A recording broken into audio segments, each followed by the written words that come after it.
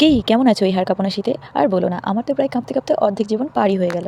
কিন্তু কাজে যাওয়া তো আর কোনোভাবে বাদ দিতে পারি না, তাই সকাল সকাল স্নান টান করে একদমই রেডি হয়ে গেছি কাজে যাব। তারপর রোজের ওই একই বোরিং কাজ তোমরাও দেখেছো আর আমিও রোজ করছি। যাই হোক, আমি তো বোর হয়ে গেছি, কিন্তু তবুও উপায় নেই, ঠান্ডায় কাঁপতে কাঁপতে হলেও আমাকে কাজে যেতে হবে। তো এটা হচ্ছিল একটা পেশেন্টের মডেল, মানে তার দাঁতের ক্যাপ তৈরি হবে সে কারণে। তো যাই হোক, আমি এই কাজটা একটু মন দিয়ে করার চেষ্টা করছিলাম, কারণ একটুখানি 19-20 হয়ে গেলে তার দাঁতটা হয়তো দাঁতের জায়গায় অন্য কোথাও লেগে যেতে পারে, তাই দাঁত নিয়ে মজা নয় আর সিরিয়াস হয়ে কাজ। তো তারপর কাজ থেকে চলে এসেছিলাম আমি সোজা বাড়ি, আর বাড়িতে আসবো, খাবো দাবো, ছাদে যাবো, এটাই তো রোজের নিয়ম। তো যাই হোক, আমি বলেছিলাম কয়েকদিন আগে, মনে আছে কিনা তোমাদের জানি না, একটা ভিডিওতে, তো আমার ক্যালেন্ডুলা গাছ বাড়ছে না। তো এর জন্য একজন কমেন্টও এসেছিল যে কমপ্লেন খাওয়াতে হবে ক্যালেন্ডুলা গাছকে। তো কমপ্লেন যদি খাওয়ানো যেত আমি তো কবেই খাইয়ে দিতাম। তো কমপ্লেন খাওয়ানোর আগে দিলেও আমার ক্যালেন্ডুলা গাছ ঠিক বাড়তে শুরু করে দিয়েছে, আর এটা আমার খুব একটা আনন্দের বিষয়। আর এদিকে ছোট্ট এলিসাম গাছটাতেও অনেক কুড়ি চলে এসেছে, এত আনন্দ আমি রাখি কোথায়। তারপরে বিকেলে একটু হাঁটাহাঁটি করে চলে গেছিলাম ঘরে।